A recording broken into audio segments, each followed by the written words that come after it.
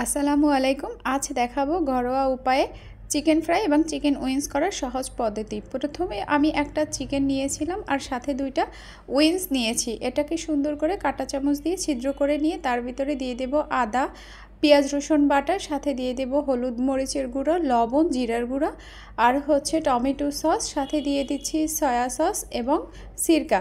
এগুলো দিয়ে সুন্দর করে মাংসটাকে ম্যারিনেট করে নিব। মাংসটা যত বেশি সুন্দর করে ম্যারিনেট করা হবে তত ভালো হবে এবং মাংসটা ম্যারিনেটেড করে কিছু সময়ের জন্য রেস্টে রেখে দেব। এদিকে আমি নিয়েছিলাম চালের গুঁড়া, সাথে জিরার অল্প পরিমাণে গুঁড়া আর সাথে লবণ, হলুদের গুঁড়া, মরিচের গুঁড়া দিয়ে এটাকে সুন্দর করে আমি মাংসটাকে কোট করে নিয়েছি। কোট করে সুন্দর করে নিতে হবে যাতে কোথাও একটু ফাঁকা না থাকে এবং সব জায়গায় সুন্দর করে যাতে আটা বা ময়দাটা লেগে যায়, এই জন্য আমি সুন্দর করে কোট করে নিয়ে একটা ফ্রাই প্যানে আমি তেল গরম করে নিয়েছি। এটাকে মিডিয়াম আঁচে ভাজতে হবে, একদম হাই হিটে ভাজা যাবে না, লো হিটে ভাজলে বেশি ভালো হয়। তারপরও মিডিয়াম আঁচে ভাজাটাও বেশ ভালো।